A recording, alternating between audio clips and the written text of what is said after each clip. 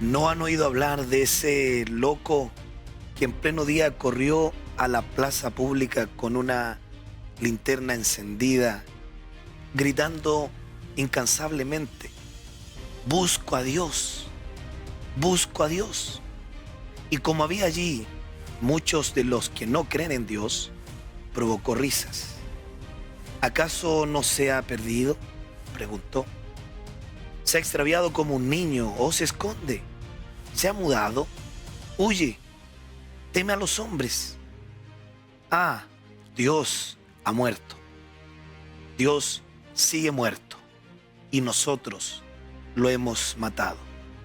Este es un extracto de una de las obras más connotadas de aquel influyente pensador, filósofo, sociólogo, escritor, Friedrich Nietzsche, que nos presenta en esta obra ese tan peligroso relativismo de la fe. Bienvenidos a una nueva edición de Más Allá de la Noticia.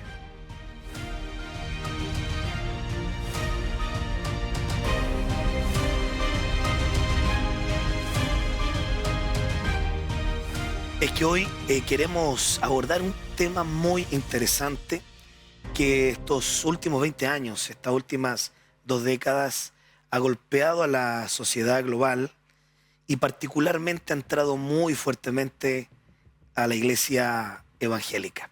Y para eso tenemos un invitado muy especial, es el reconocido obispo de la iglesia evangélica chilena, además mi padre, el obispo Miguel Béjar.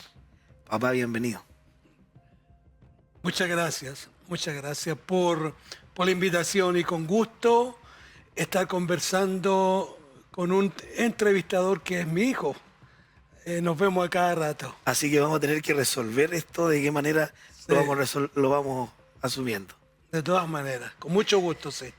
Bueno, hacíamos esta introducción citando a Nietzsche, uno de los más influyentes filósofos, sociólogos, pensadores del siglo XX, quien a finales del 1900 plantea esta idea del relativismo, de esto de anular las ideas universales, anular las verdades trascendentales y plantearnos un tema de que todo es relativo en una sociedad hoy día tan influenciada por las ideologías de género, ideologías políticas, ideologías de la religión. Todo hoy día es subjetivo de acuerdo a la interpretación del individuo. De hecho, una definición podría ser que esta es una corriente de pensamiento que niega la existencia de verdades universales y absolutas.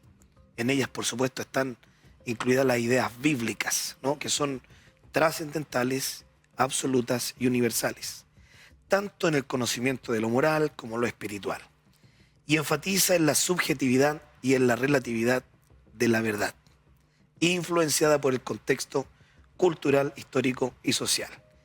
Esta corriente de ideas se opone a la existencia de los grandes relatos o de las verdades universales. Es la definición que encontramos en los libros, pero que básicamente este autor, como otros más que vamos a ir citando a lo largo de esta conversación, plantean este relativismo postmodernista, en que el individuo en realidad no está sujeto a ninguna verdad universal y que la moral, en el fondo, la moral es interpretable desde la experiencia individual y personal.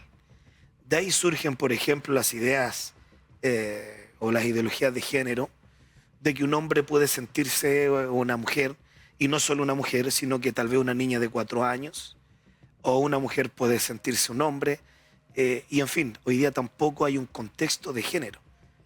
Esto puede trascender incluso a los géneros. Un hombre puede sentirse, si quiere, una jirafa. Esa es la realidad hoy día. Y lamentablemente eso ha golpeado fuertemente la iglesia. Es una gran verdad y lamentablemente porque los tiempos han cambiado.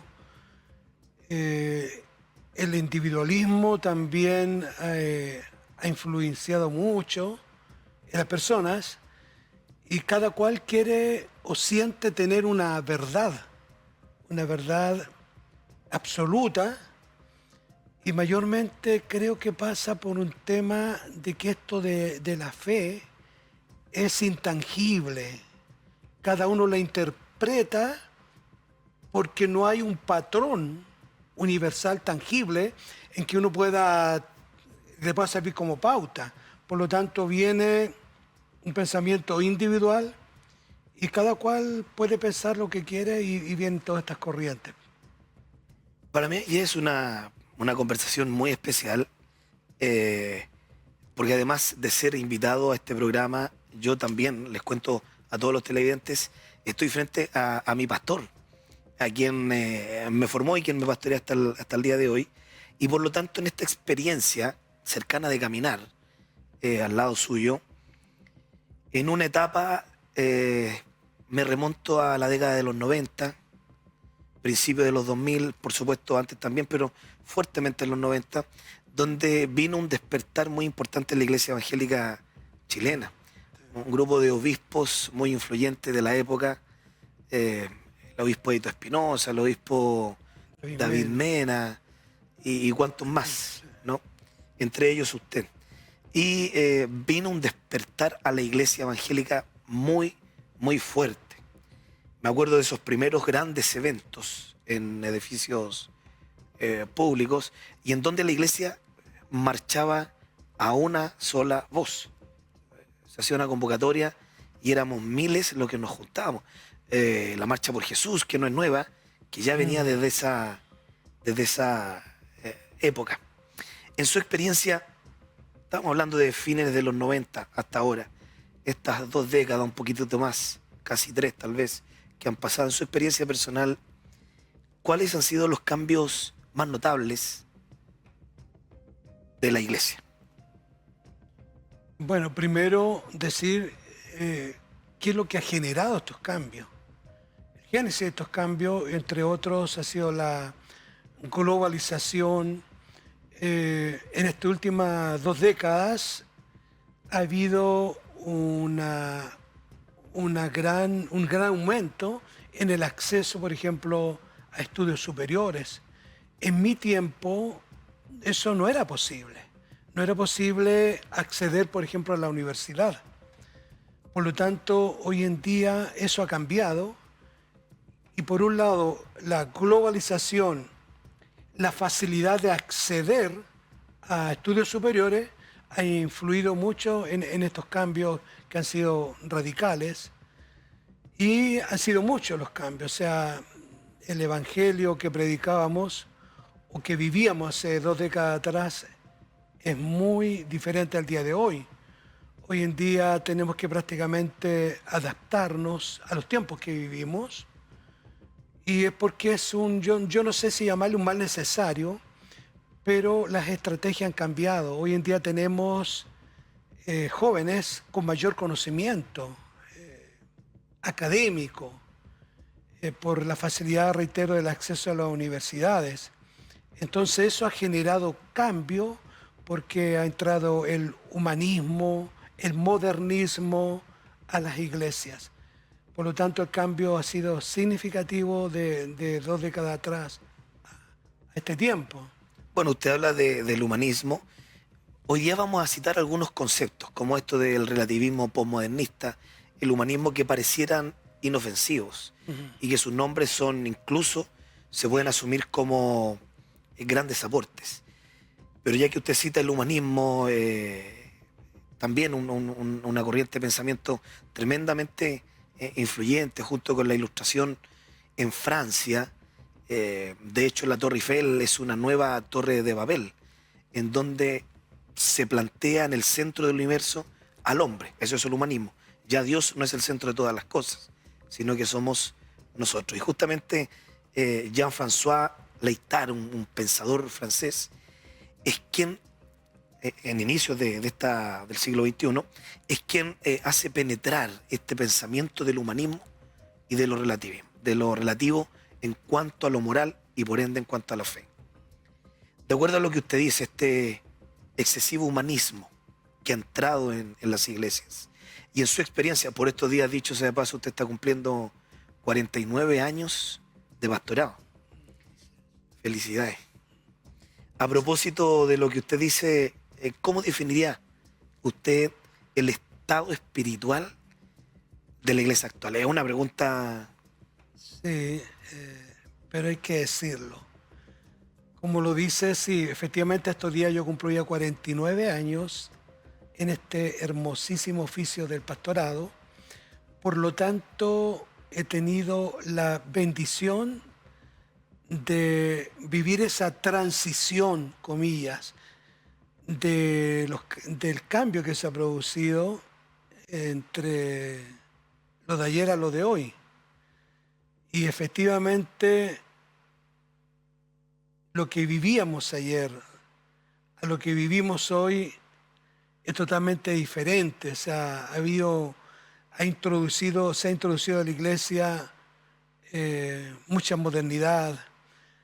Ha influido mucho que los jóvenes de hoy tienen mayor preparación académica. El evangelio que ayer vivíamos, aun cuando su esencia no debe cambiar, debe ser la misma de siempre, pero hoy la generación de este tiempo es más exigente. Yo siempre lo digo ayer, el tiempo pasado, bastaba que viéramos un milagro o alguien escuchara a un predicador importante y creía. Pero hoy en día prácticamente hay que explicar y llegar a una raíz cuadrada, por decir algo, hacer algunas operaciones y finalmente decirle sí, existe Dios, está Dios. Por lo tanto, los cambios han sido significativos. Hoy en día la iglesia ya no es lo que ayer era, esa reserva moral que tenía la sociedad, y se ha convertido más en una organización muerta que un organismo vivo como lo era ayer. Por lo tanto, los cambios han sido significativos y para los cuales también tenemos que irnos adaptando. Bueno, de hecho, Sigmund Freud también habla de esto de el ocaso de los dioses, la muerte de Dios. Coincidentemente son contemporáneos estos pensadores y hablan de lo mismo, de que finalmente el concepto Dios, como ellos lo plantean, va muriendo en la medida de que Freud dice que va muriendo en la medida que avanza la ciencia y que avanza la tecnología, que Dios es solamente la necesidad del hombre de estar sujeto a algo. Pero en la medida que la ciencia va abriendo el panorama, nos va eliminando a Dios.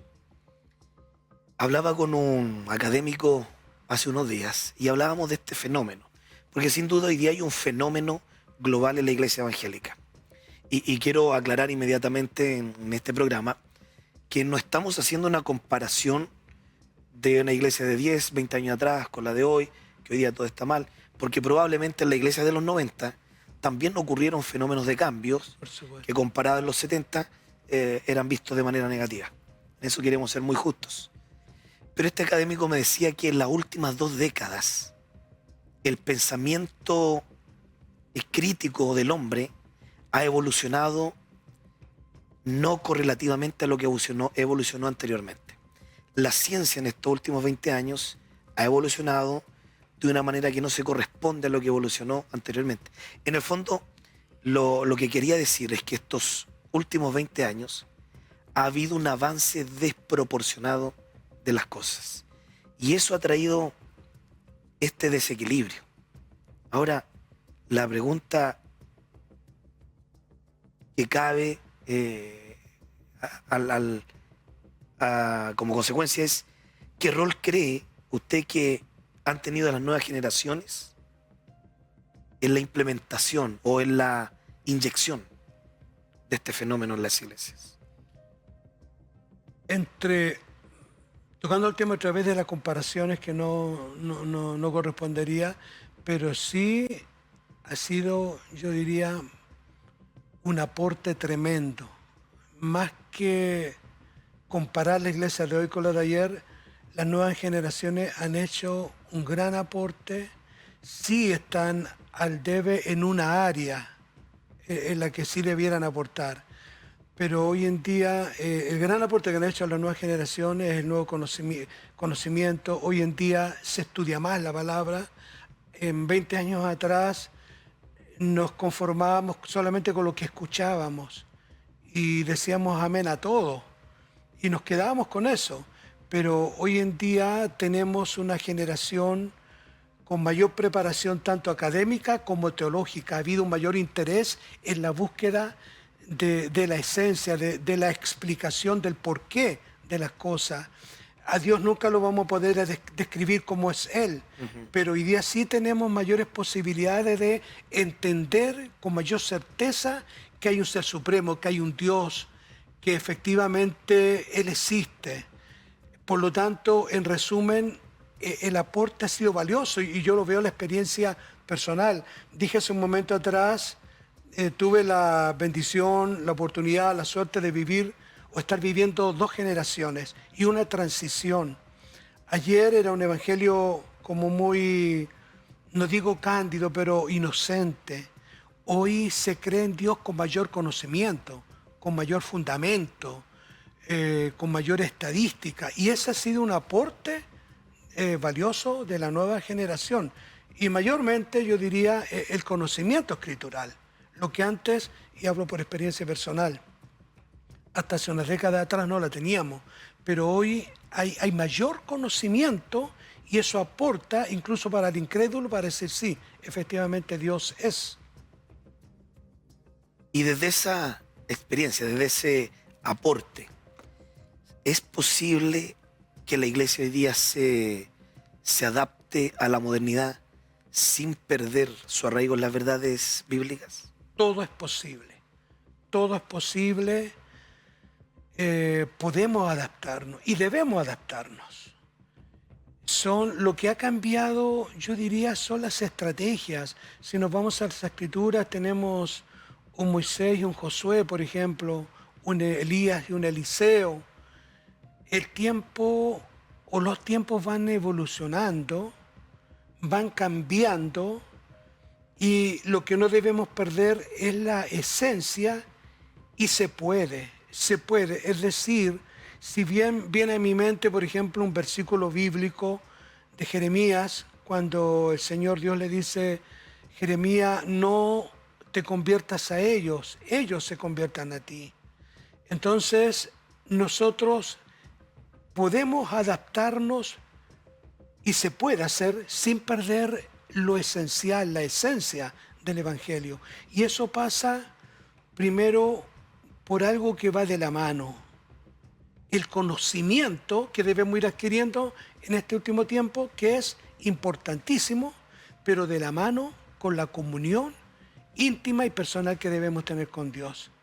Y podemos y debemos adaptarnos, reitero, porque los tiempos ahora son diferentes a lo que era atrás, son más demandantes. Así que se puede hacer. No podríamos quedarnos en el pasado porque las nuevas generaciones exigen otras cosas, exigen mayor explicación.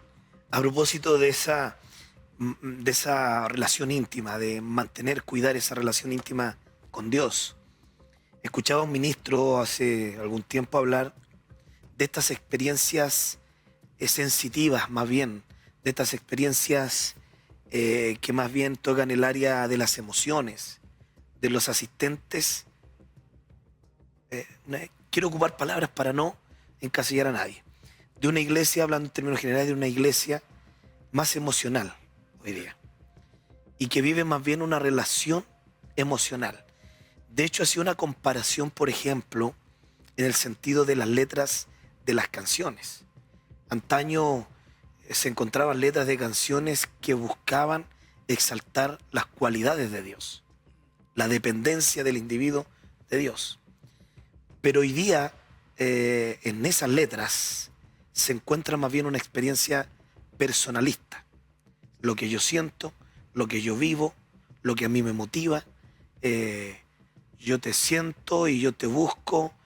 Y de hecho aquí se abre una discusión teológica muy interesante.